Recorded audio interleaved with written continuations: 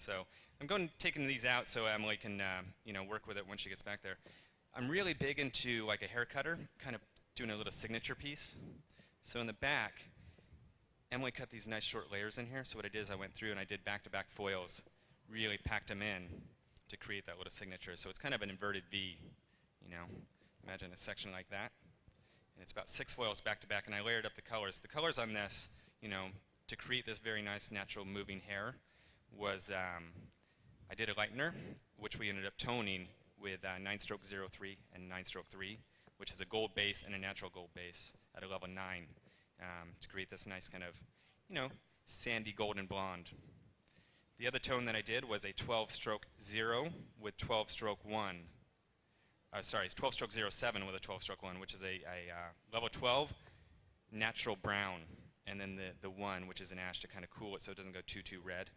And then I played with some new tones that Wella's coming out with, 10-stroke 3/8 and 10-stroke 8, which is, the first time I saw it and I used it, I was like, I don't really like it so much because it doesn't make sense to me.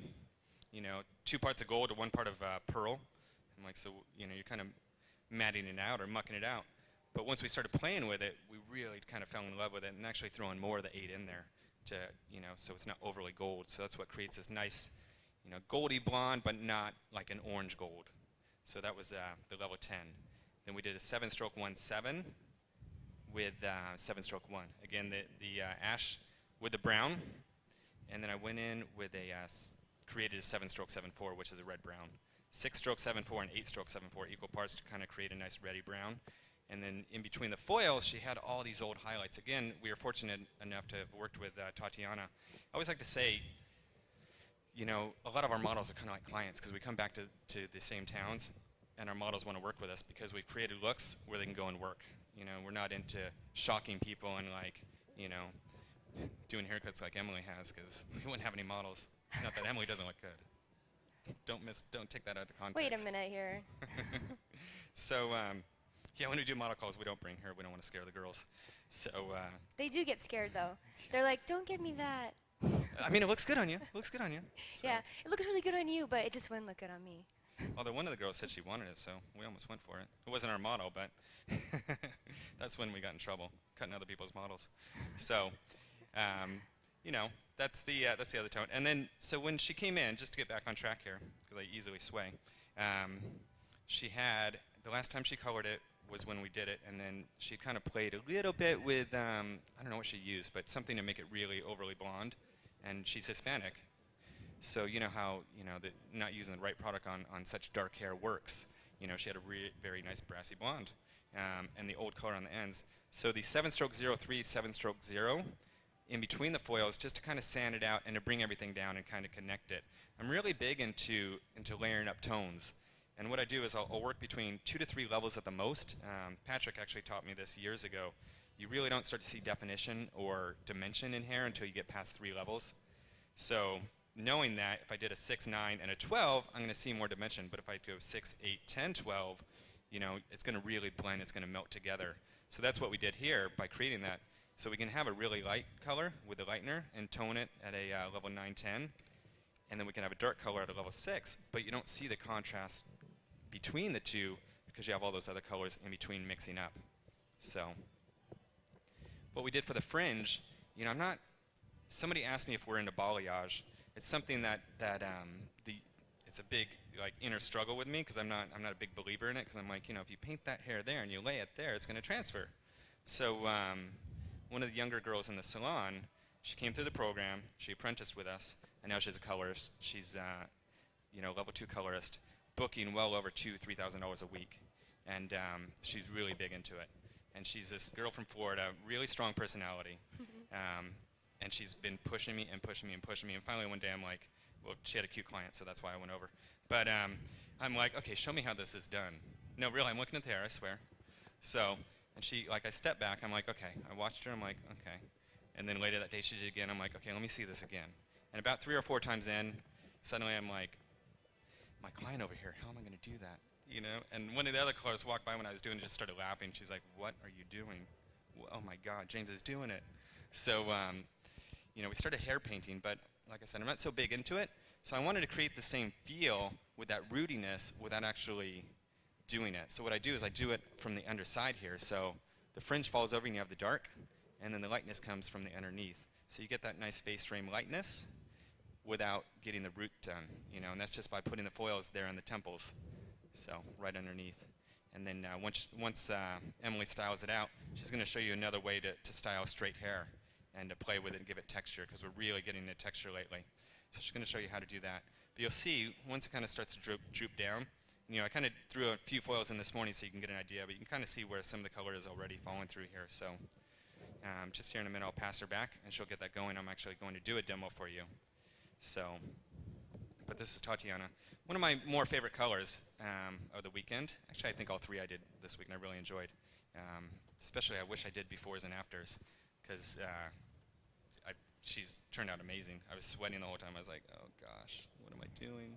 Why did I get Tatiana? She's so cute, and it's really hard to make a cute girl cuter. But fortunately, her hair needed some work, so that was the easy job. So, hold on. Let me just give her earmuffs so she doesn't hear me. So, you almost ready, Emily? Yep, I'm almost ready. So, she's going to have Colleen take a little walk and show you what she did. Hang on, Colleen. Let me take that cape off. And then let's pass Tatiana back. And I'm going to bring out my model.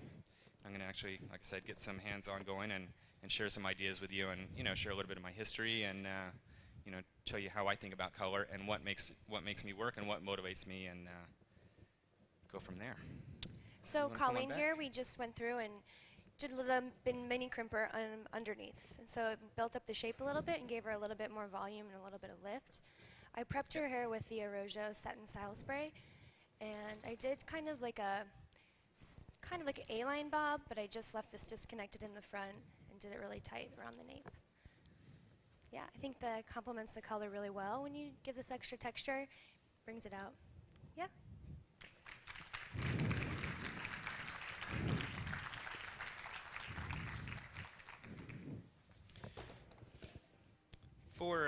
For the salon, I thought that was my leg falling off. In the salon, like I said, we're very into education. We're very into sharing ideas, and we're into giving things away and then taking them back, but not. I can say this because I'm Indian, not like an Indian giver. Okay, never mind. So, anyways, what I did is, this is a technique from very similar. It's, you know, we're very into varying things up and tweaking things and tweaking ideas. And so the circle pattern that I did on Colleen the first time, you know, was a circle on the top of the head. Something that I did with my wife. You know, it's like the cobbler's wife, you know. She never gets her hair colored. Every time we seem to sit down to do it, she's kind of ADD with color. She's like, you know, shows every red picture she can find. And then so I bring every red color that I have under the sun. And then I get there and she's like, I want to be blonde. So I'm like, okay, I'm going to just throw this away. I'll bring that home tomorrow. And about 3-4 months later, I bring it home, get all the blonde ready. I was thinking I want to go brown. So it takes about a year to actually get her hair colored. So, but this last time, you know, she's much like me. She used to work in the salon on the business side with Nick, so she used to travel with us, do all the clothing. So she's been around us. She did a ton of shows with us. So she's seen Nick cut. She could probably actually do a cut class for you. You know, actually, I could probably do a cut class for you as well. You know, you got to start with the fingers. See, when you first start with a razor, it's like you're using an axe, and then you got to get to the fingertip. What? See? What are you talking about? You're using a razor. Isn't that right? What do you mean? You use the tip of the finger, not your whole arm. Use the tip of you use your fingers. Yeah. You use your wrist. Okay, whatever. See, she hasn't got there yet. You use your finger. She's Nick still learning. Nick uses his finger. Nick always says when he uses the razor, when he started using the razor, he used to use his whole hand, his whole arm. Like chopping wood. Yeah, like chopping wood. And then you move down the arm to the wrist, and then you just use your wrist.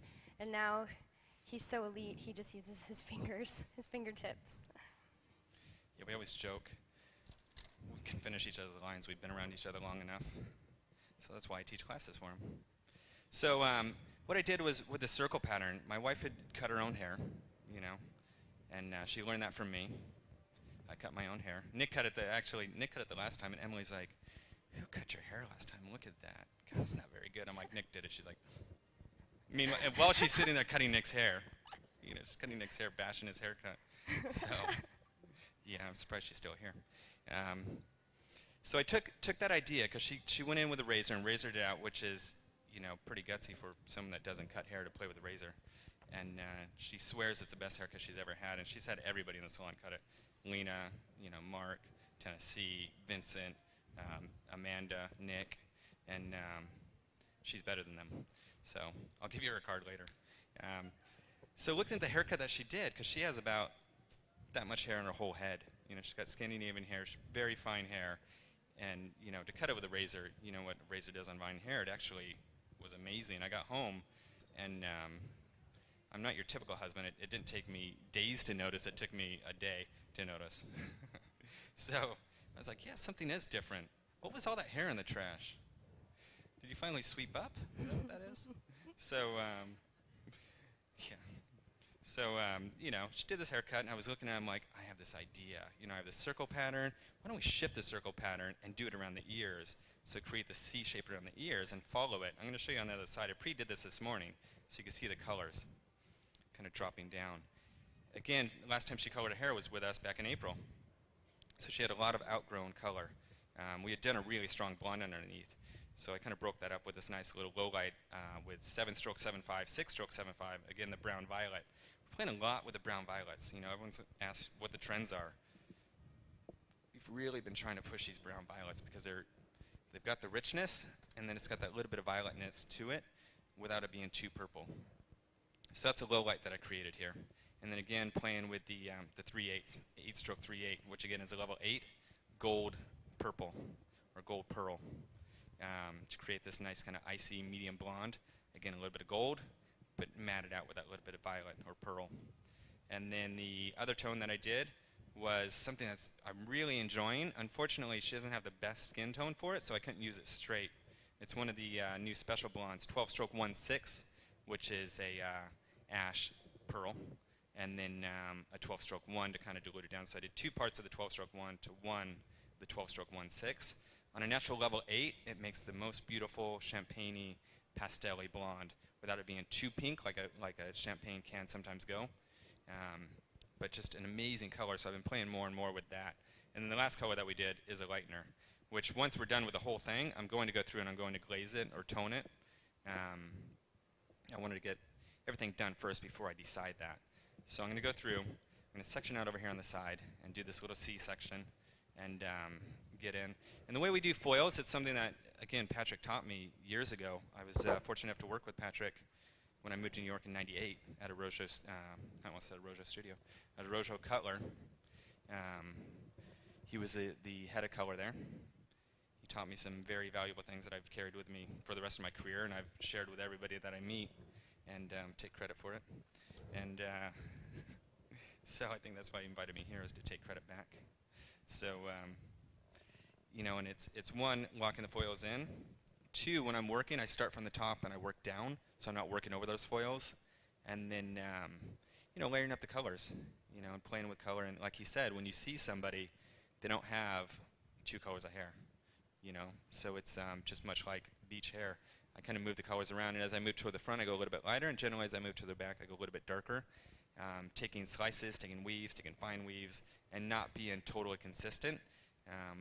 Way back, somebody had come out with these combs where you just dip it in the hair and you got the perfect weave section. When I first saw that, I was like, God, that's kind of brilliant. And then I was like, but it's not, because like Patrick said, hair doesn't grow like that. So I'm very much into picking hair up off the scalp when I weave. So sometimes you'll get it, and I'll pick the section up and I'll look at it, I'm like, okay, too thick, okay, let's thin that out some. So kind of individually take each section, looking at how the section falls, where it's at, and how it's cut. So applying each section individually to that place on the head, to that haircut, to that person, and to the tone that I'm using. So I'm going to get in and start that, and pass you over to Emily, and she'll talk to you a little bit about her little beachy hair that she's doing now.